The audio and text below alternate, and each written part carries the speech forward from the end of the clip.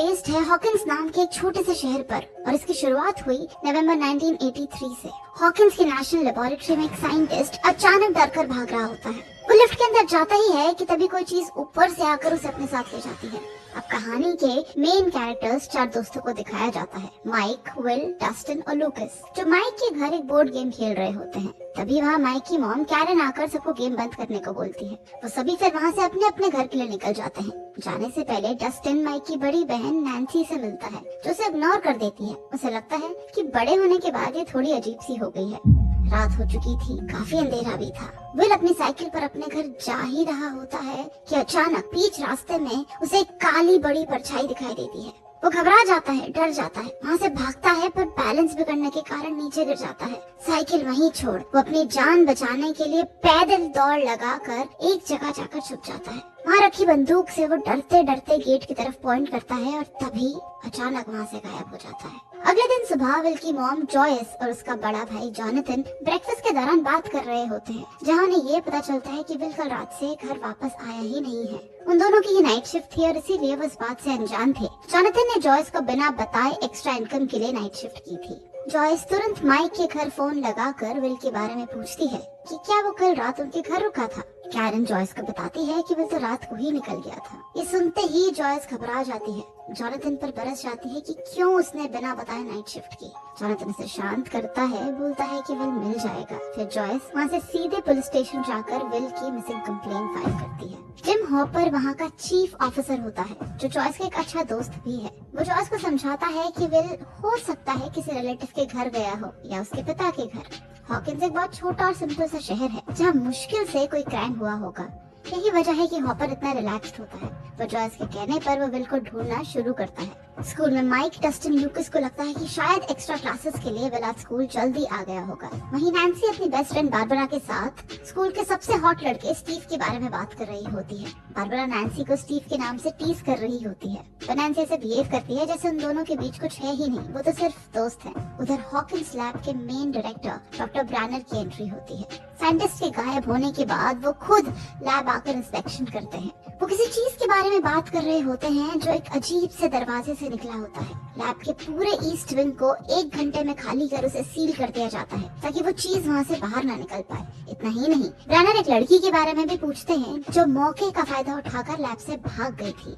वो लड़की एक रेस्टोरेंट पहुंचती है। वो बहुत भूखी थी तो उसका ओनर पहले उसे खाना खिलाता है। वो बड़ी अजीब और मिस्टीरियस से दिखाई पड़ती है। ओनर के बहुत पूछने पर वो अपना नाम बताती है, 11। वो समझ ही नहीं पाता कि किसी का नाम 11 कैसे हो सकता है। वो उसे पूछता है कि वो कौन है, कहाँ से आई है, पर वो किसी भी बात का जवाब नहीं देती। ऐसा लगता है कि जैसे उसे शायद बातचीत करना आती ही ना हो। सिर्फ कुछ ही शब्द हैं जो शायद वो बोल पाती हो। रेस्टोरेंट का ओनर फिर पुलिस को कॉल कर 11 के बारे में बताता है ताकि उसे उसके घर सेफली भेज सके। तभी हम देखते हैं कि 11 अपनी आंखों से टेबल फैन बंद कर देती है, जैसे उसके पास कोई सुपर पावर हो। आगे स्कूल में हॉपर आकर माइक, डस्टिन और लूकस को बताता है कि उनका दोस्त विल रात भर से गायब है। उनसे उसके बारे में पूछताछ करता है। 11 को ढूंढते हुए हॉकिंस लैब के कुछ लोग रेस्टोरेंट पहुंच जाते हैं। उन्हें पुलिस ने ही इन्फॉर्म किया था कि 11 इस वक्त कहाँ है। हालांकि 11 वहाँ से भागने में कामयाब हो जाती है, पर वो लोग रेस्टोरेंट के ओनर को मार देते हैं। हॉपर अपनी टीम के साथ विल को ढूंढ रहा होता है, जहाँ उसे उसकी साइकिल मिलती है। जॉयस भी अपने हस्बैंड को कॉल करती है, उससे बात करने की कोशिश करती है, पर इस दौरान हमें ये पता चलता है कि जॉयस के घर के फोन को टैप किया जा रहा है।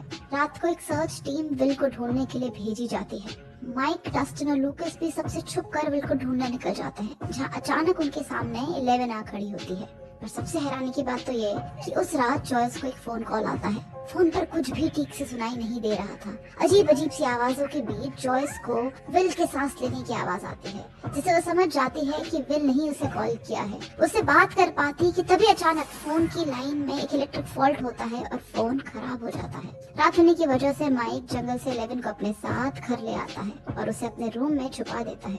11 उसे बताती है कि वो बुरे लोगों से बचकर भाग रही है और इसी बातचीत के दौरान माइक और 11 के बीच दोस्ती होने लगती है। इनफैक्ट उसके पास कुछ सुपर पावर्स है, ये बात भी माइक, लूकस और डस्टिन को पता चल जाती है। तो रूम में लगी फोटो को देख विल को पहचान लेती है। वो ज्यादा बोल नहीं पाती, पर माइक समझ जाता है कि शायद वो बता सकती है कि विल कहाँ है। 11 उन्हें बताती है कि विल एक मॉन्स्टर से छुपकर कहीं बैठा है। तो जॉयस हॉपर को फोन कॉल के बारे में बताती है कि फोन पर किसी जानवर जैसी आवाज आ रही थी, पर बीच में उसे विल के सांस लेने की आवाज आई।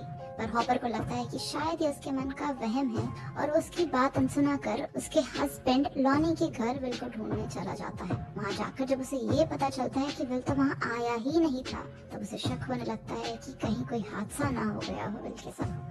उधर हॉकिंस लैब में डॉक्टर ब्रैनर की टीम जॉयस का रिकॉर्डेड फोन कॉल सुन रहे होते हैं, यानी कि विल के घूमने में कुछ न कुछ हाथ इनका जरूर शामिल है। इतना ही नहीं, फ्लैशबैक में हमें ये दिखाया जाता है कि डॉक्टर ब्रैनर ही 11 के पिता हैं, जो कई समय से उस पर टेस्ट करवा रहे थे। आगे रात को माइक की बहन नैन्सी बारबरा के साथ स्टीव के घर एक पार्टी के लिए जाती है, जहां बारबरा ठीक उस साइंटिस्ट की तरह अचानक गायब हो जाती है। उधर जॉनथन विल को ढूंढने के लिए जंगल में जाकर अलग अलग जगह की तस्वीरें ले रहा होता है और इसी दौरान वो नैन्सी और उस पार्टी की फोटोज भी क्लिक कर लेता है। उस रात एक बार फिर जॉयस को विल का फोन कॉल आता है। इस बार विल डरती हुई आवाज में बस मॉम बोल पाता है। एक बार फिर वो फोन ठीक उसी तरह जलकर खराब हो जाता है। पूरे घर में अजीब अजीब सी हरकतें होने लगती है। लाइट्स बंद चालू होती है। विल के रूम में उसके और उसके भाई जॉनथन का बचपन का फेवरेट सॉन्ग अपने आप बजने लगता है। अपनी माँ को किसी तरह जैसे विल अपने वहाँ होने का एहसास करा रहा हो कि तभी अचानक एक दीवार से कोई चीज बाहर आने की कोशिश करती है। एक मॉन्स्टर जिसका कोई फेस नहीं होता। वो इतना भयानक होता है कि उसे देखकर जॉयस भागकर सीधे अपनी कार में चली जाती है। कुछ देर बाद जब वो दोबारा घर के अंदर जाती है तो दीवार को देखकर ऐसा लगता है जैसे वहाँ कुछ हुआ ही नहीं था। जॉयस ये सब देखकर श्योर हो जाती है कि विल के साथ जरूर कोई पैरानॉर्मल चीज हुई है और वो उससे बात करने की कोशिश कर रहा है, तो वो अकेले ही इस सब के बारे में पता करना शुरू कर देती है। जॉयस जॉनथन को इस बारे में बताती है, पर वो उसकी बात पर भरोसा ही नहीं कर पाता। उधर स्टीव के घर से गायब हुई बारबरा एक बहुत ही अजीब सी जगह पर आ जाती है। उस पर कोई इनविजिबल चीज अटैक कर देती है।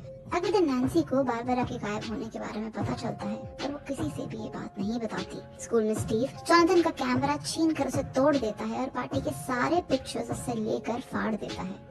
उन फटे हुए टुकड़ों को नैन्सी इकट्ठा कर लेती है, जिन्हें जोड़ने पर उसे एक मॉन्स्टर बारबरा के पीछे खड़ा दिखाई देता है और इसी बात का पता लगाने के लिए वो दोबारा स्टीव के घर जाती है। वहाँ जाते ही वो देखती है कि अचानक उसके सामने वो मॉन्स्टर आ खड़ा है, जिसने बारबरा और साइंटिस्ट दोनों पर अटैक किया था। वो किसी तरह अपनी जान बचाकर वहाँ से भाग निकलती है। उधर जॉयस लाइट्स के थ्रू विल से बात करने की कोशिश करती है। विल उसकी बात का जवाब भी देता है। इन्वेस्टिगेशन के दौरान हॉपर को ये समझ आ जाता है कि विल के गायब होने में हॉकिंस लैब का कुछ न कुछ कनेक्शन तो जरूर है। इतना ही नहीं, उसे एक बहुत बड़ी बात पता चलती है कि कई सालों पहले डॉक्टर ब्रैनर पर टेरिया इस नाम की एक औरत ने केस किया था कि डॉक्टर ब्रैनर ने उसकी बेटी को किडनैप किया ताकि वो उसके ब्रेन पर एक्सपेरिमेंट्स कर सके, पर इस केस को डिसमिस कर दिया गया और हॉकिंस लैब में हो रहे रिसर्चेस खुद CIA ने सैंक्शन और अप्रूव किए हैं। उधर अपनी सुपर पावर्स से 11 माइक डस्टिन लूकस को ये बताती है कि विल अपने ही घर में छुपा है, पर अगले ही पल एक लेक से विल की डेड बॉडी मिलती है। इसकी वजह से माइक को ये लगता है कि 11 ने उसे झूठ कहा। हालांकि थोड़ी देर बाद 11 ये बात साबित कर देती है कि विल जिंदा है। माइक के वॉकी टॉकी पर वो उसे विल की आवाज सुनाती है। उधर जॉयस को छोड़कर सब इस बात को मान लेते हैं कि विल मर चुका है, पर जॉयस उससे कांटेक्ट करने की कोशिश लगातार करती रहती है। उन दोनों के बीच फोन पर बात भी होती है। विल ठीक उसी जगह फंसा था जहां बारबरा को ले जाया गया था। वो एक मॉन्स्टर की बात करता है। जॉयस उसे समझाती है कि वो जहां है बस वहीं छुप कर रहे। स्कूल में विल के लिए एक प्रेयर मीटिंग रखी जाती है जहां 11 को भी मेकओवर कर लाया जाता है। स्कूल रेडियो की मदद से 11 जॉयस और विल की फोन कॉन्वर्सेशन सुन लेती है। डस्टिन और लूकस को भी कंफर्म हो जाता है कि 11 सच बोल रही थी, विल अभी भी जिंदा है। उसकी बातचीत को डिकोड कर माइक और बाकी सब फाइनली ये पता कर लेते हैं कि विल उसी के घर पर है, पर किसी और डायमेंशन में, जिसे अपसाइड डाउन कहा जाता है। दरअसल हमारी दुनिया की ही तरह अपसाइड डाउन एक अंधेरी दुनिया है जहाँ मॉन्स्टर्स रहते हैं, जिन्हें डेमोगॉर्गन्स कहा जाता है। किसी तरह हमारी दुनिया और उनकी दुनिया आपस में जुड़ गई है। इन दोनों डायमेंशंस के बीच कोई गेट खुल गया है, जिसके कारण डेमोगॉर्गन विल को अपने साथ वहाँ ले गया है और इस वक्त विल वहीं अपसाइड डाउन में कैद है। उधर नैन्सी भी जॉनथन को सब बता देती है कि कैसे उसकी फोटो की मदद से वो डेमोगॉर्गन तक पहुँच पाई। जॉनथन को फाइनली अपनी माँ जॉयस पर यकीन हो जाता है और इस बात का भी यकीन यकीन हो जाता है कि विल जिंदा है। वो दोनों जंगल में विल और बारबरा को ढूंढने निकल जाते हैं। गलती से नैन्सी अपसाइड डाउन पहुंच जाती है, पर किसी तरह जॉनथन उसे बाहर निकाल लेता है। वो दोनों फिर वहाँ से नैन्सी के घर जाते हैं, पर स्टीव उन्हें साथ में देखकर ये सोचता है कि नैन्सी शायद उसे चीट कर रही है। वहाँ हॉपर भी किसी तरह विल की डेड बॉडी तक पहुँच जाता है। उसे पता चलता है कि जो बॉडी विल की बताई जा रही है वो तो एक नकली बॉडी है। वो जॉयस से मिलता है, उसे इस बारे में सब कुछ बताता है कि हो ना हो डॉक्टर ब्रैनर का अपसाइड डाउन से कुछ ना कुछ कनेक्शन तो जरूर है। फिर वो दोनों वहाँ से टेरी आइस के घर जाते हैं। उसकी बेटी के बारे में पूछते हैं तो उन्हें ये पता चलता है कि उसकी बेटी का नाम जेन था। उसके पैदा होते ही डॉक्टर ब्रैनर ने उसे अपने साथ लैब में रखा और उसके ब्रेन पर एक्सपेरिमेंट्स करना शुरू किए और सबको ये बताया कि वो पैदा होते ही मर गई थी। जेन कोई और नहीं बल्कि 11 ही है। डस्टिन, माइक और ल्यूकस ऑल्टरनेट डायमेंशन को और अच्छे से समझने के लिए अपने साइंस टीचर की मदद लेते हैं। उनके प्रोफेसर को लगता है कि वो तीनों सिर्फ क्यूरियोसिटी के चलते सब कुछ पूछ रहे हैं। वो बताते हैं कि किसी भी और डायमेंशन को खोलने के लिए बहुत ज्यादा एनर्जी की जरूरत होती है।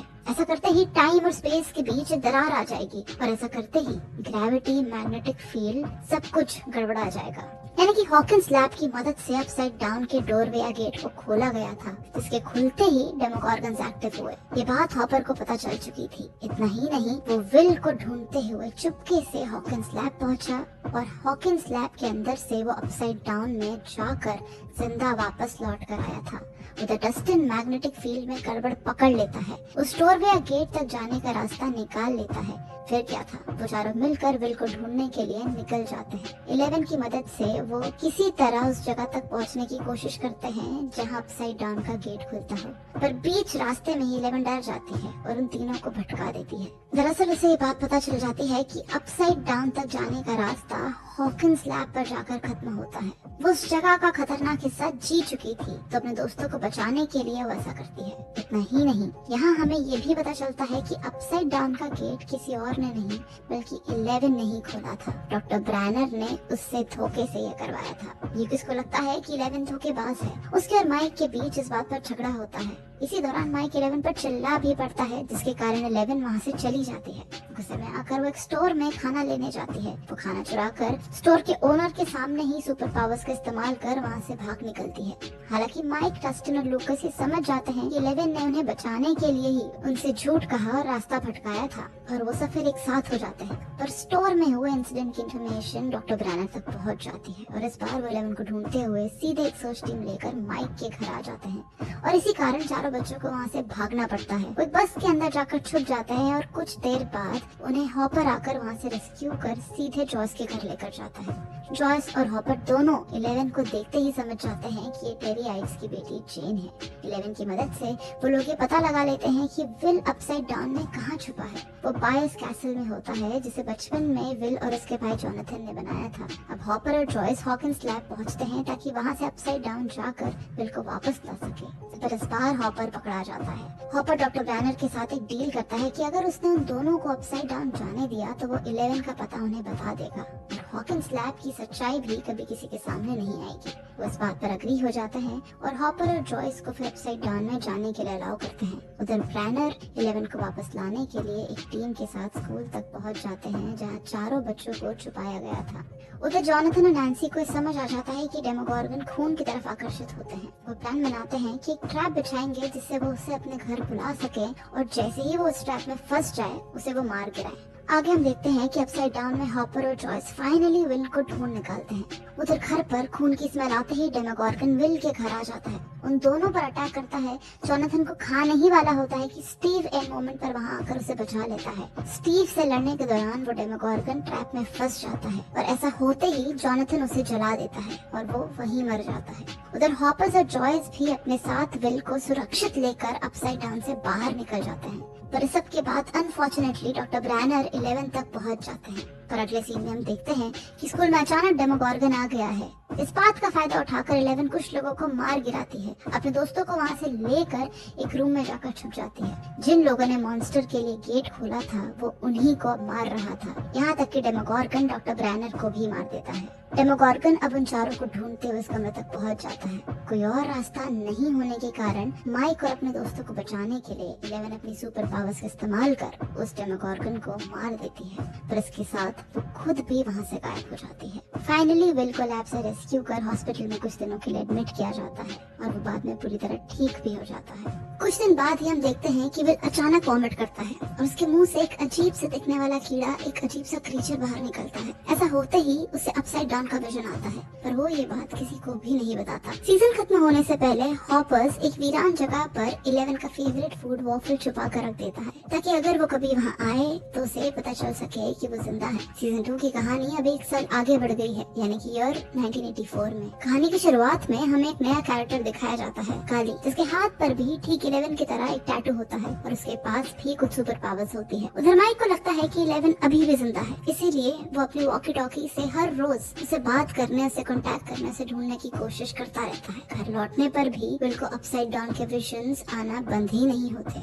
जिन्हें बस वो इग्नोर करता रहता है। जॉयस का अब एक नया बॉयफ्रेंड बन चुका है जिसका नाम बॉब है। इतना ही नहीं, लूकस और डस्टिन दोनों को स्कूल में आई एक नई लड़की मैक्स पर क्रश हो जाता है। अगर डस्टिन को अपने घर के डस्टबिन से वही क्रीचर मिलता है जो विल की उल्टी में निकला था, वो उसे अपना पेट बना लेता है और उसका नाम डार्ट रख देता है। बारबरा की फैमिली ने अब अपनी खोई हुई बेटी को ढूंढने के लिए एक पर्सनल डिटेक्टिव हायर कर लिया है, जो हॉपर्स से मिलने जाता है ताकि उसे कुछ इन्फॉर्मेशन ले सके, क्योंकि उसे शक था कि हॉकिंस लैब का कुछ न कुछ कनेक्शन बारबरा के ढूंढने में जरूर है। पर हॉपर्स उसे इग्नोर कर किसी और केस के लिए निकल जाता है, जहाँ उसे ये पता चलता है कि किसी अननोन रीजन के कारण कद्दू यानी कि पंपकिन की पूरी फसलें बर्बाद हो रही है। नैन्सी और स्टीव की अगर बात करें तो दोनों का ब्रेकअप हो चुका था। उनके बीच काफी मिसअंडरस्टैंडिंग्स हुई थी, पर नैन्सी स्टीव के लिए कभी इमोशनली फील करती ही नहीं थी। वो हमेशा से जोनाथन को चाहती थी और इस फीलिंग को स्टीव के कारण अब तक इग्नोर करती रही थी। कहानी में आगे हमें ये पता चलता है कि डेमोगोगन्स को मारने के बाद 11 माइक से मिलने उसके घर आई थी, पर वहाँ हॉकिंस लैब और पुलिस के लोगों को देखकर उसे वापस जाना पड़ा और कुछ दिनों तक छुप कर ही रहना पड़ा,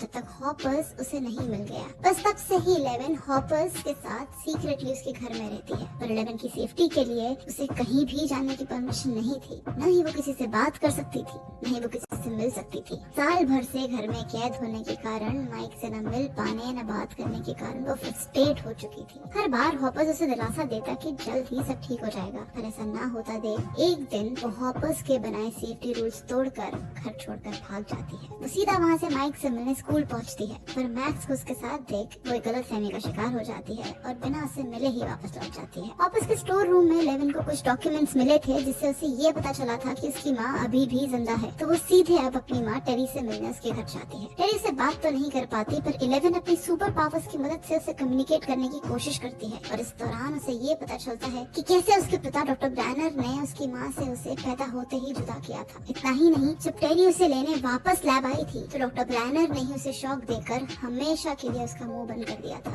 उसकी माँ के विजन में उसे अपने अलावा एक और लड़की दिखाई देती है, जिसके हाथ पर वो सेम टैटू होता है जो 11 के हाथ पर है। वो लड़की कोई और नहीं बल्कि काली ही है। उसे लगता है कि एक साइन है और इसीलिए 11 वहाँ से सीधे काली के पास चले जाती है। 11 की तरह ही काली पर भी लैब के अंदर एक्सपेरिमेंट्स किए गए थे। काली को 11 के अंदर अपनी छोटी बहन नजर आती है। उसे उसकी सुपर पावर्स को यूज करना सिखाती है, कैसे वो अपने गुस्से को अपनी शक्तियों में कन्वर्ट कर सकती है। ये सब वो काली से सीख लेती है। कहानी में आगे नैन्सी जोनाथन के साथ मिलकर हॉकिंस लैब की सच्चाई दुनिया के सामने लाने की कोशिश करती है, ताकि अपनी फ्रेंड बारबरा को इंसाफ दिला सके। आगे हम देखते हैं कि एक शैडो मॉन्स्टर जिसका नाम माइंड फ्लेयर है, जिसके विजन्स विल को आते थे, वो फाइनली विल को इंजेक्ट कर उसके अंदर आ जाता है, जैसे कोई पैरासाइट अपने होस्ट के। माइंड फ्लेयर कौन है, कहाँ से आया है, ये हमें आगे पता चलेगा। जॉयस उससे इस बारे में बात करती है और फाइनली विल उसे अपने विजन्स के बारे में सब कुछ बता देता है। वो ज्यादा कुछ समझा नहीं पाता, वो ड्राइंग्स के जरिए ही सारी इन्फॉर्मेशन शेयर करता है। विल जो भी बनाता है उसे देखकर यही लगता है कि ये हॉकिंग शहर का कोई नक्शा है। हॉपर्स को कद्दू के केस से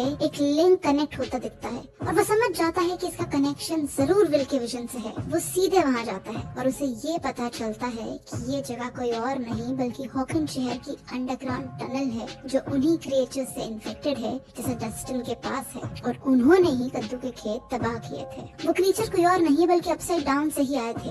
यंग डेमोगोर्गन्स जिन्हें डेमोडॉग्स कहा जाता है, जो पैदा होते ही एक कीड़े के जैसे दिखते हैं। वो सब माइंड फ्लेयर यानी कि शैडो मॉन्स्टर की आर्मी है। माइंड फ्लेयर किसी भी माइंड को कंट्रोल कर सकता था और ये सब अपसाइड डाउन से बाहर निकले हैं। लैब के नए डायरेक्टर डॉक्टर ओवन, जो कि एक अच्छे इंसान हैं, उस टनल को जलाने का काम शुरू करते हैं, पर जैसे ही ऐसा होता आता है, बाहर खड़े विल को अचानक कुछ होने लगता है, इसीलिए बीच में ही टनल खत्म करने का काम रोकना पड़ता है। विल को सीधे ट्रीटमेंट के लिए हॉकिंस लैब ले जाया जाता है। डॉक्टर ओवन उस पर कुछ टेस्ट करने के बाद इस बात का खुलासा करते हैं कि क्योंकि माइंड फ्लेयर ने विल की बॉडी पर कब्जा किया है तो वो भी अब उसकी आर्मी का हिस्सा है, और यही कारण है कि जब डेमोडॉग्स को जलाया जा रहा था तब विल पर भी उसका असर हो रहा था, और उन्हें खत्म करने से विल की जान भी जा सकती है। इतना ही नहीं, धीरे धीरे हॉकिंग शहर पर यही डेमोडॉग्स अटैक करना शुरू कर देते हैं। अपने शहर को बचाने के लिए स्टीव, डस्टिन, लूकस और मैक्स एक तरफ इन डेमोडॉग्स को रोकने का काम करते हैं। बाद में नैन्सी और जोनाथन भी उन्हें ज्वाइन कर लेते हैं, तो दूसरी तरफ लैब में डेमोडॉग्स अटैक कर देते हैं। डॉक्टर ओवन पीछे से हॉपर्स, जॉयस, बॉब, माइक और विल को बाहर जाने में मदद करते हैं, पर इस सबके बीच बॉब मारा जाता है। पूरे शहर में डेमोडॉग्स अटैक करना शुरू कर चुके थे। वहाँ से जैसे तैसे निकल कर फिर ये सब बायस रेसिडेंस यानी कि विल के घर इकट्ठा होते हैं ताकि डेमोडॉग से खुद को बचा सके और सेफली वहाँ छुप सके। तभी हम देखते हैं कि अचानक वहाँ 11 आ जाती है। माइक किसी खतरे में है, उसे सेंस हो जाता है और वो वहाँ आकर उन सभी को डेमोडॉगन से उस वक्त बचा लेती है। माइक और 11 एक दूसरे से मिलकर रो पड़ते हैं। माइंड फ्लेयर विल की बॉडी पर ऑलमोस्ट पूरी तरह कब्जा कर लेता है, पर फिर भी विल किसी तरह उन सबको सीक्रेटली ये बताता है कि अपसाइड डाउन का गेट बंद करने से सब खत्म हो जाएगा। फिर क्या था,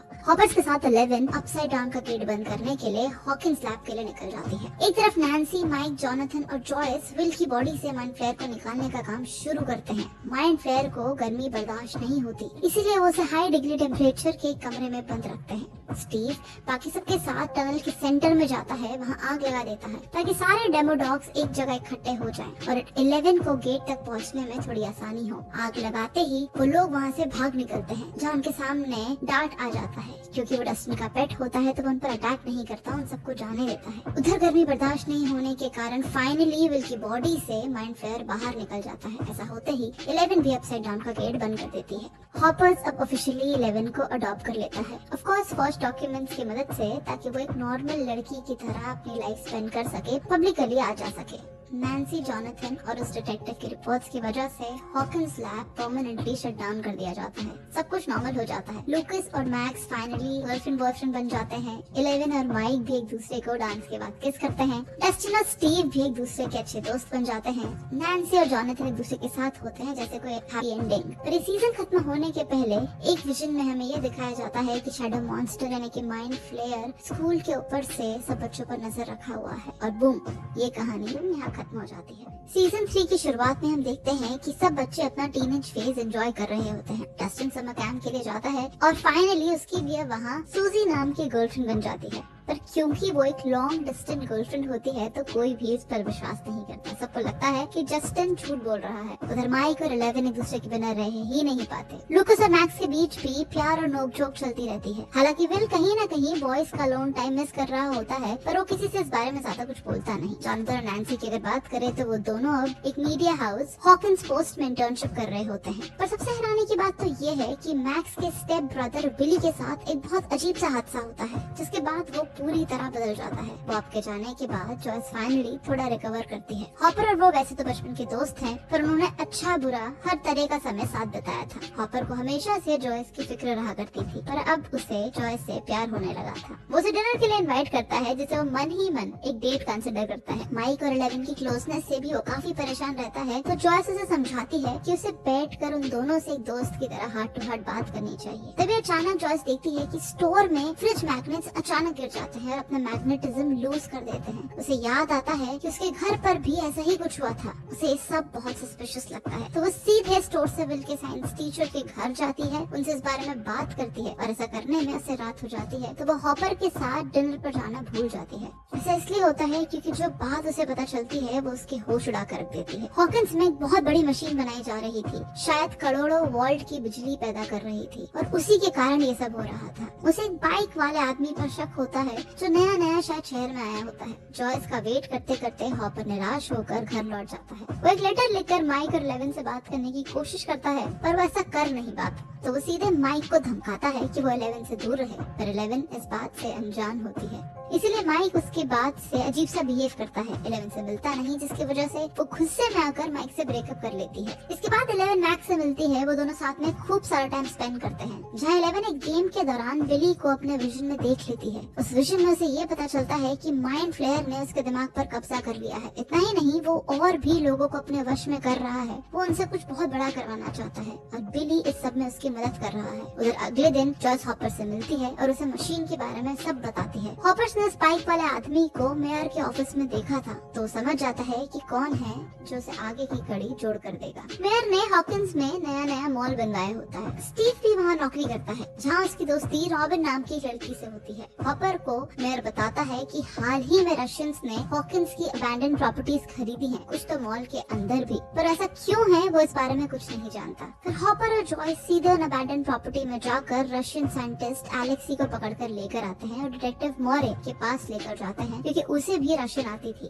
कहानी में आगे हम देखते हैं कि अपनी गर्लफ्रेंड से कांटेक्ट करते समय गलती से डस्टिन रशियन मैसेजेस सुन लेता है। वो सुनते ही सीधे स्टीव के पास जाता है। रॉबिन उन मैसेजेस को डिकोड करती है, तो उन्हें पता चलता है कि रशियंस मॉल में सीक्रेटली कुछ सस्पिशियस सामान लोड कर रहे हैं। इस बात का पता लगाने के लिए स्टीव, रॉबिन और डस्टिन लूकस की छोटी बहन एरिका की मदद से एयर डक्ट्स के थ्रू उस जगह तक पहुंचते हैं, जहां वो सामान लोड किया जा रहा था। उस जगह की तहकीकात के दौरान उन्हें ये पता चलता है कि मॉल के नीचे सबकी नजरों से छुपकर रशियंस ने एक लैब बनाई हुई है। आगे एलेक्स अब हॉपर्स की टीम में शामिल हो जाता है, क्योंकि अगर वो वापस गया तो वैसे भी रशियंस उसे मार देंगे। वो उन्हें बताता है कि रशियंस एक बहुत बड़ी मशीन के जरिए भारी तादाद में एनर्जी प्रोड्यूस कर रहे हैं, जिससे वो कुछ खोल सके, कोई ऐसी चीज जो सिर्फ हॉकिंस में मौजूद है। इतने में ही जॉयस और हॉपर्स समझ जाते हैं कि रशियंस अपसाइड डाउन के गेट को खोलने की कोशिश कर रहे हैं। इस इन्वेस्टिगेशन के दौरान एक अहम बात ये होती है कि हॉपर को ये पता चलता है कि जॉयस हमेशा के लिए शहर छोड़ के जाने के बारे में सोच रही है। उसे रोकना चाहता है, तो डायरेक्टली अपने दिल की बात उसे बोल देता है। जॉयस भी हॉपर से प्यार करने लगी थी। वो उसे कुछ बोलती नहीं, पर इतना जरूर कहती है कि जब ये सब खत्म हो जाएगा तो वो शायद हॉकिंस में रहने के बारे में सोचे।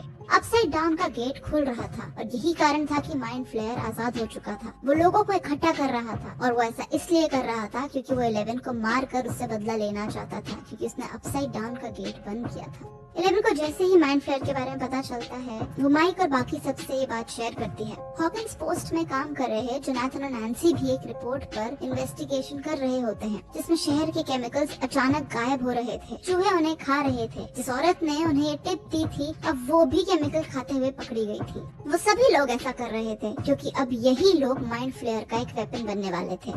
एक एक करके सब लोग डिसॉल्व होकर एक बहुत बड़े ऑर्गेनिक मास में कन्वर्ट हो जाते हैं। माइंड फ्लेयर का एक फिजिकल फॉर्म बन जाते हैं। ऐसा होते ही अब माइंड फ्लेयर 11 को ढूंढना शुरू करता है। उधर स्टीव और डस्टिन भी मशीन देखकर ये समझ जाते हैं कि लैब में क्या हो रहा है। वहाँ से बाहर जाने की कोशिश में स्टीव और रॉबिन पकड़ा जाते हैं, जिन्हें इन्वेस्टिगेशन के दौरान काफी टॉर्चर किया जाता है। पर बाद में एक फॉल्स अलार्म क्रिएट करके रशियंस को डिस्ट्रैक्ट करते हुए डस्टिन और एरिका रॉबिन और स्टीव को छुड़वा लेते हैं। जोनाथन और नैन्सी भी अब माइक और ग्रुप के साथ मिल जाते हैं। उधर माइंड फ्लेयर 11 को ढूंढ कर उस पर अटैक कर देता है, जिसकी वजह से उसके पैर पर एक बहुत गहरा घाव हो जाता है। हालांकि वो लोग वहाँ से भागने में कामयाब भी हो जाते हैं। आगे हम देखते हैं कि मॉल में फंसे डस्टिन और स्टीव माइक से कांटेक्ट कर उसे हेल्प के लिए बुलाते हैं। 11 तुरंत बाकी सबके साथ वहाँ पहुंचकर स्टीव, डस्टिन, एरिका और रॉबिन को रशियन से बचा लेती है। पर ऐसा करते ही उसके पैर में अचानक से बहुत तेज दर्द होने लगता है। उसके पैर के अंदर माइंड फ्लेयर का एक टुकड़ा रह जाता है, जिससे वो उसे ढूंढते हुए मॉल के बाहर तक आ जाता है। जैसे ही 11 उस टुकड़े को बाहर निकाल कर फेंकती है, उसकी सारी सुपर पावर्स खत्म हो जाती है। जॉयस और हॉपर्स मॉल के साथ बच्चों को बचाने और अपसाइड डाउन का गेट बंद करने के लिए फाइनली मॉल पहुंच जाते हैं। एरिका और डस्टिन बाहर रहकर उन तीनों को अंदर जाने में मदद करते हैं। वो एक वॉकी टॉकी के थ्रू आउट द रूट उन्हें गाइड करते रहते हैं। रशियन से बचते बचाते फाइनली हॉपर और जॉयस मशीन तक पहुंच जाते हैं। उन्हें एक सेफ अनलॉक करने के लिए पासवर्ड की जरूरत होती है। डस्टिन अपनी गर्लफ्रेंड सूजी को कांटेक्ट कर उसकी हेल्प लेता है और फाइनली सेफ खोला जाता है। अंदर जाने से पहले जॉयस हॉपर को बोलती है कि यहाँ से निकलने के बाद वो अपनी अधूरी डेट पूरी करना चाहेगी। हॉपर्स को इस बात पर यकीन ही नहीं होता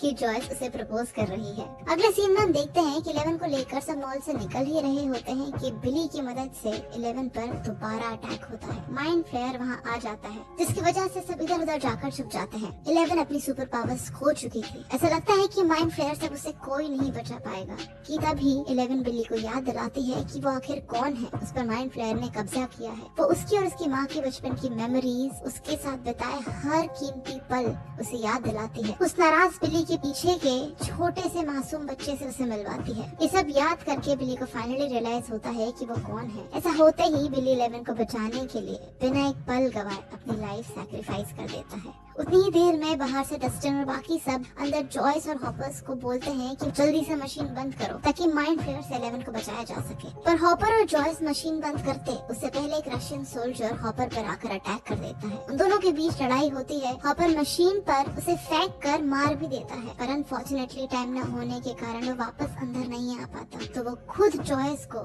मशीन बंद करने का सिग्नल देता है, ये जानते हुए कि वो मर जाएगा। दिल पर पत्थर रखकर जॉयस को ये फैसला लेना ही पड़ता है। 11 और दुनिया को बचाने के लिए हॉपर अपनी लाइफ कुर्बान कर देता है। ऐसा होते ही माइंड फ्लेयर वहीं खत्म हो जाता है। 3 महीनों बाद मॉल बंद कर दिया जाता है। करप्टेड मेयर को भी अरेस्ट कर लिया जाता है। हॉपर के जाने के बाद जॉयस के पास हॉकिंस में रहने की अब कोई भी वजह नहीं बचती, क्योंकि 11 हॉपर की बेटी थी तो वो भी जॉयस की फैमिली के साथ ही रह रही होती है। जॉयस, जॉनथन, विल और 11 अब हॉकिंस छोड़कर फाइनली जा रहे होते हैं। पैकिंग के दौरान 11 को हॉपर की वो चिट्ठी मिलती है जो उसने लिखी तो थी, पर उसे कभी देने की हिम्मत नहीं जुटा पाया था। वो उसे पढ़कर फूट फूट कर रोने लगती है। सबके लिए ये एक बहुत बड़ा दिन था।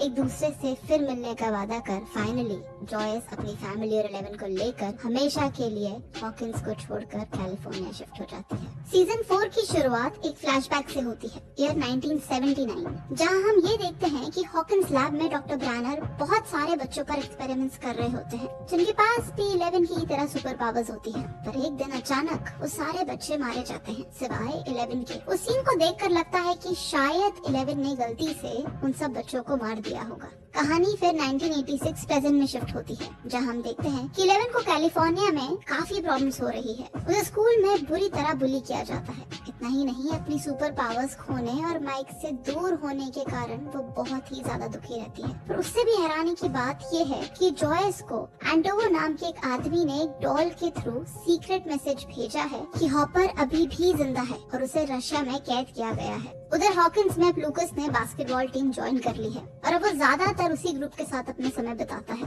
वो उस ग्रुप के लीडर जेसन को बहुत एडमायर करता है और इसी के कारण वो माइक और डस्टिन से थोड़ा दूर हो गया है। इतना ही नहीं, अब मैक्स और लूकस का ब्रेकअप हो चुका था। बिल्ली की डेथ का मैक्स पर काफी बुरा असर हुआ था। वो ग्रुप से अलग रहने लगी थी। इनफैक्ट वो स्कूल में काउंसलर को भी कंसल्ट कर रही होती है। डस्टिन और माइक ने स्कूल में हेल फायर नाम के ग्रुप को ज्वाइन कर लिया है। इस ग्रुप का लीडर होता है एडी। ये लोग D&D नाम का एक बोर्ड गेम खेलते हैं और साथ में इनका एक बैंड है जो लाइव म्यूजिक भी परफॉर्म करता है। स्प्रिंग ब्रेक में अब माइक 11 से मिलने कैलिफोर्निया जाता है। 11 और विल दोनों उससे मिलकर बहुत खुश होते हैं, पर 11 उसके सामने ऐसे पेश आती है जैसे उसके पास बहुत सारे दोस्त हैं और वो यहाँ बहुत खुश है। आगे हॉकिंस में हम देखते हैं कि बास्केटबॉल क्लब के लीडर जेसन की क्रिसी नाम की गर्लफ्रेंड होती है। क्रिसी को कुछ दिन से बहुत डरावने विजन्स आ रहे होते हैं, जिसके लिए वो काउंसलर से भी मिलती है, पर वो इतने ज्यादा परेशान होती है कि खुद को डिस्ट्रैक्ट करने के लिए वो ड्रग्स लेने के बारे में सोचती है और इसीलिए वो हेल फायर ग्रुप के लीडर यानी कि एडी से मिलती है। एडी उसे अपने घर बुलाता है, पर तभी अचानक किसी को कोई चीज पजेस कर लेती है और उसे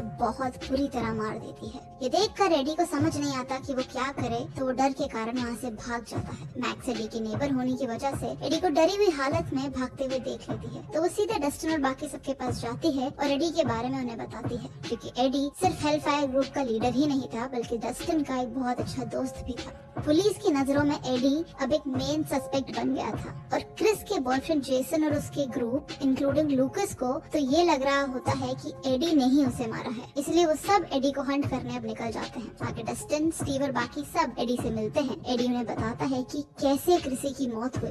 डस्टिन समझ जाता है कि हॉकिंस के बारे में जो भी कहानियां हैं हो ना हो शायद वो सब सच है। हॉकिंस शहर सच में शापित या कर्स्ड है। वो मॉन्स्टर या बुरी शक्ति जो भी है वो उसका नाम वेक्ना रखते हैं। उधर नैन्सी एक रिपोर्टर है, तो वो अपने कॉलीग फ्रेड के साथ क्रिसी की मौत की इन्वेस्टिगेशन करने के लिए जाती है, जहाँ एडी के अंकल उसे ये बताते हैं कि क्रिसी की बॉडी को देखकर उन्हें शक है कि उसे विक्टर क्रील नाम के एक आदमी ने मारा है, जो कई सालों से मेंटल असाइलम में बंद है। 1950s में विक्टर ने ठीक इसी तरह अपनी पूरी फैमिली को मार दिया था और इन दोनों की बातचीत के दौरान ही हम देखते हैं कि वेक्ना ने फ्रेड को भी मार दिया है। उधर कैलिफोर्निया में जॉयस को ये पता चलता है कि एंटोगो एक रशियन सोल्जर है। हॉपर ने अपनी रिहाई के बदले उसे $40,000 देने की डील की है, तो हॉपर को छुड़ाने वो पैसे लेकर तुरंत मुरे के साथ अब अलास्का के लिए निकल जाती है।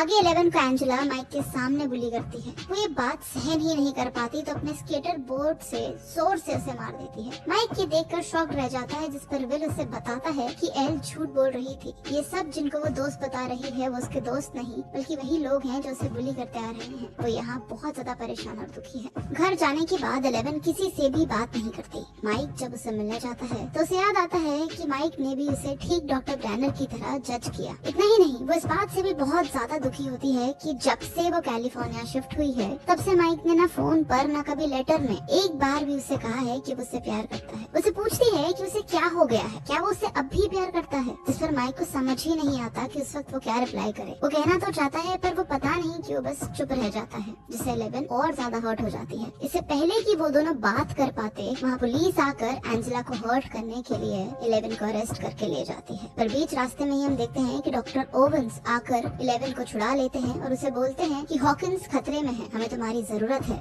अपने दोस्तों और दुनिया को बचाने के लिए तुम्हें अभी वापस लैब चलना होगा ताकि तुम्हारी खोई हुई सुपर पावर्स हम वापस ला सकें। सिचुएशन की सीरियसनेस को समझते हुए 11 उनके साथ चली जाती है और माइक के लिए पीछे से बस एक नोट छोड़ जाती है। डॉक्टर ओवेंस माइक, जॉनथन और विल की सेफ्टी के लिए 2 गार्ड्स को उनके घर पर भी भेज देते हैं। हम यहाँ देखते हैं कि अब 3 कहानियाँ एक साथ चल रही है। एक हॉकिंस में वैक्ना और मिस्टीरियस डेथ्स की, दूसरी 11 की सुपर पावर्स वापस लाने की और तीसरी हॉपर्स को रेस्क्यू करने गए जॉयस और मुरे की। हॉकिंस में नैन्सी और लूकस दोनों अब ग्रुप के साथ मिल जाते हैं। नैन्सी और रॉबिन अब विक्टर क्रील से मिलने असाइलम जाते हैं, जहाँ उन्हें ये पता चलता है कि कई साल पहले ठीक इसी की तरह उसकी पूरी फैमिली को भी किसी चीज ने पोसेस किया था और फिर उन्हें बड़ी ही बेरहमी से मार दिया था। पर पुलिस को उसकी बात पर यकीन नहीं था तो उसे ही मर्डरर करार कर दिया था। रॉबिन को उसकी स्टोरी सुनकर एक और नई बात पता चलती है और वो ये कि विक्टर वेक्ना की पोजेशन से सिर्फ इसलिए बच पाया था क्योंकि उस वक्त विक्टर अपना फेवरेट म्यूजिक सुन रहा था, यानी कि म्यूजिक से खुद को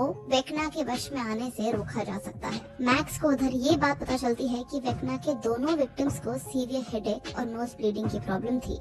इतना ही नहीं, वेक्ना उन्हीं लोगों को अपना शिकार बना रहा था जिन्हें PTSD यानी कि पोस्ट ट्रॉमेटिक स्ट्रेस डिसऑर्डर है और यही सारे सिम्टम्स मैक्स भी अब एक्सपीरियंस कर रही थी। तभी उसे रियलाइज होता है कि वेक्ना उसे भी पजेस करने की कोशिश कर रहा है। शायद अब वो किसी भी वक्त मर सकती है और इसीलिए वो अपनी फैमिली और फ्रेंड्स को लेटर्स लिखती है। वो उसके तुरंत बाद बिली की ग्रेव पर जाती है और उसके लिए लिखा हुआ लेटर पढ़ना शुरू करती है कि तभी हम देखते हैं वेक्ना ने उसे पजेस कर लिया है। रॉबिन डस्टिन को कॉल कर बताती है कि म्यूजिक से वेक्ना की पोजीशन को तोड़ा जा सकता है। वेक्ना अपने शिकार के दिमाग में घुसकर उसे अपने वश में कर लेता है और जैसे ही ऐसा होता है मैक्स को उसका फेवरेट सॉन्ग सुनाया जाता है, जिससे वो वेक्ना की पोजीशन से खुद के माइंड को आजाद कर वापस होश में आ जाती है। आगे डस्टिन को ये बात पता चलती है कि वेक्ना सिर्फ लोगों को मार नहीं रहा है बल्कि उस जगह जहाँ लोग मरे हैं वहाँ वो अपसाइड डाउन के लिए नए दरवाजे खोल रहा है। अपसाइड डाउन का मदर गेट यानी कि सबसे पहला गेट 11 ने खोला था। उसके बाद क्रिसी और फ्रेड की मौत से 2 और दरवाजे खुल चुके हैं। इतना ही नहीं, उन्हें ये पता चलता है कि वो टोटल 4 दरवाजे खोलने वाला है। मतलब अब किसी एक की मौत होना बाकी है जिससे चारों दरवाजे खुल जाएंगे और हॉकिंस शायद तबाह हो जाए। इस बात की पुष्टि के लिए वो लोग लावस लेक के पास जाते हैं। फ्रेड की मौत लेक के पास हुई थी और इसीलिए उस गेट को ढूंढने के लिए वो सब वहाँ लेक पर जाते हैं। उन्हें लेक के अंदर से सिग्नल मिलता है तो स्टीव उस गेट को ढूंढने के लिए पानी के अंदर जाता है। वहाँ जाते ही उसे अपसाइड डाउन का दरवाजा दिखता है और अचानक वो वहाँ फंस जाता है जहाँ उस पर बैट्स अटैक करने लगते हैं। उसके वापस नहीं आने पर पहले नैन्सी फिर बाद में रॉबिन और एडी भी उसे बचाने के लिए नीचे जाते हैं और अपसाइड डाउन पहुँचते हैं। वो चारों अपसाइड डाउन में होते हैं, वहाँ से बाहर नहीं आ पाते क्योंकि अब गेट को क्रीचर्स गार्ड कर रहे थे। तो वो दूसरे यानी कि एडी के घर जहाँ किसी की मौत हुई थी उस गेट पर जाते हैं। उधर पुलिस एडी तक पहुँचने के लिए हेल फायर ग्रुप के सभी लोगों से इन्वेस्टिगेशन करना शुरू करती है, जिसके कारण डस्टिन, मैक्स, एरिक और लूकस को घर वापस आना पड़ता है। इतना ही नहीं, जेसन और उसके दोस्त पागलों की तरह अब एडी और हेल फायर ग्रुप के पीछे पड़ जाते हैं क्योंकि उन्हें लगता है कि हेल फायर ग्रुप कोई गेम नहीं खेलती बल्कि ये सब वेक्ना के लिए जादू टोना करते हैं हैं और उसी की मदद से वेकना लोगों को मार रहा है। हालांकि डस्टिन और ग्रुप पुलिस को चकमा देकर सीधे एडी के घर जाते हैं ताकि अपने दोस्तों को अपसाइड डाउन से वापस ला सके। वो लोग रॉबिन और एडी को बचाने में कामयाब हो जाते हैं, पर इससे पहले कि नैन्सी बाहर आती, वेकना उसे पोजेस कर लेता है और वेकना अपने बारे में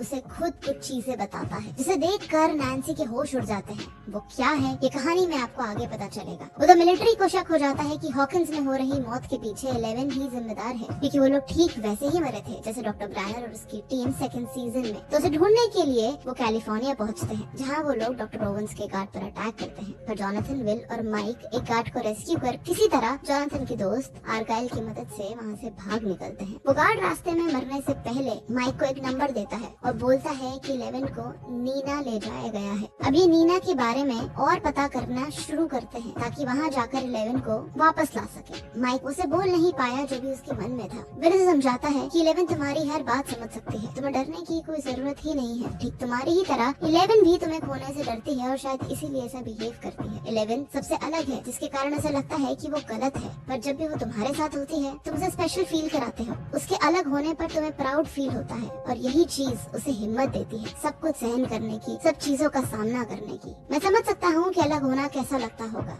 और बस ये बोलकर विल चुपके से अकेले में रोने लगता है। विल को देखकर लगता है जैसे वो खुद अपने ही बारे में बात कर रहा हो। आगे हम देखते हैं कि नीना एक सीक्रेट लैब है जिसे डॉक्टर ब्रैनर ने ही बनाया है और वो अभी भी जिंदा है। 11 उन्हें अपने आंखों के सामने खड़ा देख शॉक्ड हो जाती है। डॉक्टर ओवेंस उसे बताते हैं कि इतने समय से वो डॉक्टर ब्रैनर के साथ ही काम कर रहे थे। जब भी किसी इंसान को ब्रेन स्ट्रोक होता है तो उसकी वजह से उसकी मेमोरी पर भी असर होता है। वो बेसिक चीजें जैसे चलना, बात करना तक भूल सकता है। हॉपर को खोने के बाद और माइंड फ्लेयर के अटैक के बाद 11 के साथ भी ऐसा ही कुछ हुआ था, जिसकी वजह से उसकी पावर्स चली गई हैं और उसकी मेमोरी भी थोड़ी वेक हो गई है। डॉक्टर ब्रैनर और ओवन ने नीना नाम का एक आइसोलेशन टैंक बनाया है, जिसकी मदद से 11 की खोई हुई मेमोरीज वापस आएगी और उसी के साथ उसकी सुपर पावर्स भी उसे मिल जाएगी। नीना के अंदर 11 को लैब में बिताया हुआ अपना पुराना समय याद आता है, जब वहाँ के बच्चे जो उसी की तरह सुपर पावर्स रखते थे उसे बुली किया करते थे। वहाँ उसकी दोस्ती हेनरी से होती है, जो एक्सपेरिमेंट्स में उसकी मदद भी करता है। उसे बोलता है कि उसे डॉक्टर ब्रैनर पर पूरी तरह भरोसा नहीं करना चाहिए। 11 की सुपर पावर्स वापस लाने के लिए नीना की मदद से उस पर कई एक्सपेरिमेंट्स किए जा रहे थे। कुछ हद तक उसकी पावर्स अब वापस भी आ चुकी थी। तभी हेनरी उसे ये रिवील करता है कि वो उसके ही जैसा है। इनफैक्ट वो हॉकिंस लैब में लाया गया पहला बच्चा है जिस पर ब्रैनर ने एक्सपेरिमेंट्स किए थे। उसका नाम असली में 1 है। वो भी उन्हीं बच्चों की तरह है और उसके पास भी सुपर पावर्स है। जैसे ही 11 को ये बात पता चलती है वो शॉक्ड हो जाती है। 1 11 से बोलता है कि वो दोनों वहाँ से भाग जाएंगे। 11 उसके नेक पर लगे डिवाइस को निकाल देती है ताकि अब वो अपनी सुपर पावर्स यूज कर सके। पर ऐसा होते ही वहाँ से भागने के लिए 1 वहाँ मौजूद सभी बच्चों को मार देता है, जिसे देखकर 11 के होश उड़ जाते हैं। दरअसल ये रियलिटी आज की नहीं है, बल्कि 11 तो नीना में ये सब एक्सपीरियंस कर रही है। ये उसका पास्ट है। इस सीजन की शुरुआत में हमें दिखाया जाता है कि शायद 11 ने लैब में बच्चों को मार दिया था, पर हकीकत तो ये होती है तब 1 ने उन सब बच्चों को मारा था और स्ट्रोक की वजह से 11 ये सब भूल चुकी थी। इतना ही नहीं, इसके बाद जो होता है वो आपके होश उड़ा देगा। बच्चों को मरा हुआ देख बचपन में 11 अपनी सारी शक्ति का इस्तेमाल कर 1 को मार देती है और इसी तरह पहली बार अपसाइड डाउन का गेट खुलता है। विक्टर के जेल जाने के बाद हेनरी को डॉक्टर ब्रैनर अपने लैब लेकर आ गए थे और उसका नाम उन्होंने 1 रखा। उसी की पावर्स का इस्तेमाल कर उन्होंने बाकी सारे बच्चे बनाए, इंक्लूडिंग 11। इस पूरे प्रोसेस में 1 को बहुत तकलीफ हुई, बहुत कुछ सहना पड़ा। 11 ने जब 1 को मारा तो अपसाइड डाउन का गेट ही नहीं खुला था, बल्कि 1 भी अपसाइड डाउन पहुंच चुका था और वहां जाकर 1 बना वेकना, जो हॉकिंस को तबाह करना चाहता है। और ये ही वो विजन है जो वेकना ने नैन्सी को पोजेस करके उसे दिखाया है। वेकना नैन्सी को बोलता है कि तुम वापस जाकर 11 को सब बताओ कि मैं कौन हूँ, और ये भी कि अब मैं एक एक कर उससे जुड़े सभी इंसान को मार दूंगा और हॉकिंस शहर को पूरी तरह तबाह कर दूंगा।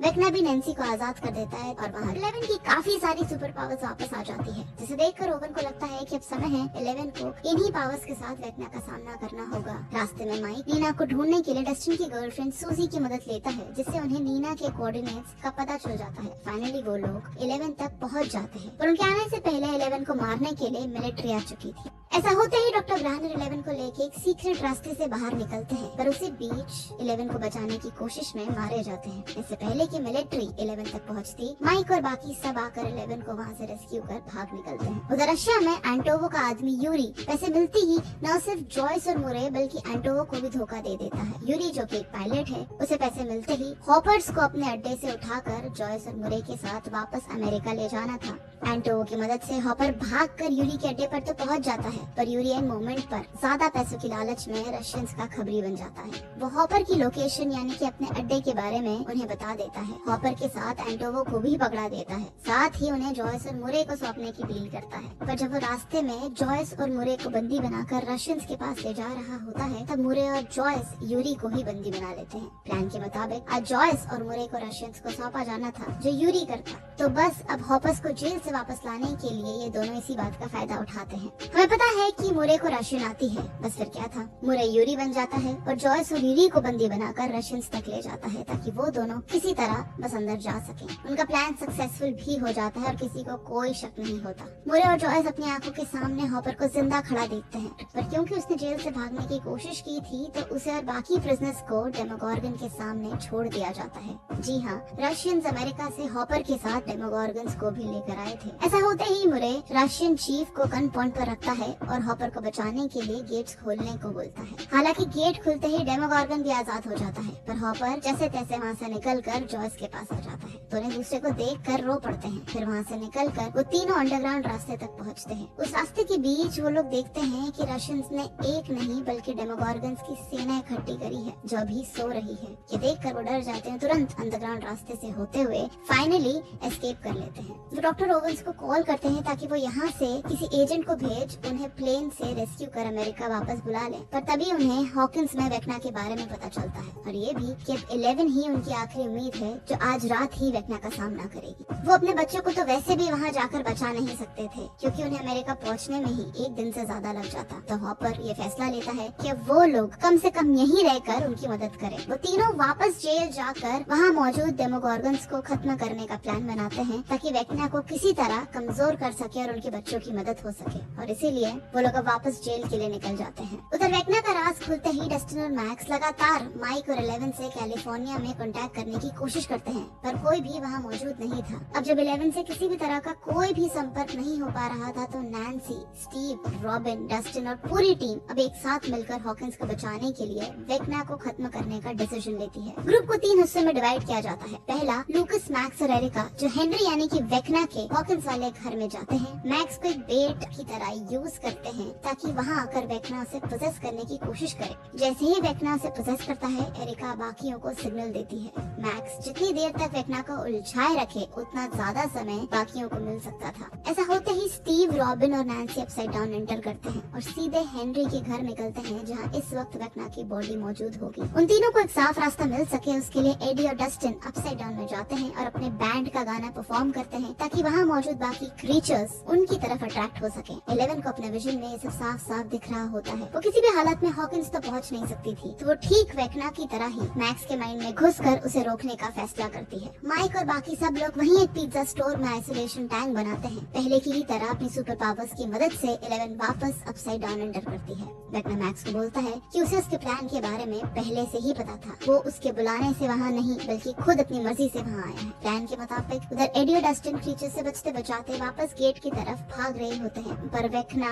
स्टीव, रॉबिन और नैन्सी को पकड़ लेता है, जिससे उनका दम घुटने लगता है। एडी भागने की जगह वहाँ कुछ देर और रुककर अपने दोस्तों को टाइम बोरो करने में मदद करता है, जिसे देखकर डस्टिन को रोना आ जाता है। डस्टिन वापस अपनी दुनिया में आ जाता है, पर एडी वहीं मारा जाता है। मैक्स को वेक्ना अब मारने ही वाला होता है कि तभी 11 वहाँ आकर उसे रोकती है, पर अभी भी वो वेक्ना के सामने थोड़ी कमजोर थी। वेक्ना एक एक करके उसकी आंखों के सामने सबको कमजोर कर रहा होता है। मैक्स के लिम्स तक तोड़ देता है, यहाँ तक कि वो 11 को भी कमजोर कर रहा होता है। माइक 11 की बॉडी को देखकर समझ जाता है कि शायद अब कुछ बहुत बुरा होने वाला है। वो उसका हाथ पकड़ता है और उसे बोलता है कि एल, मैं यही हूँ, मैं तुम्हारे साथ हूँ, मैं तुमसे बहुत प्यार करता हूँ, मैं सच में तुमसे बहुत बहुत प्यार करता हूँ।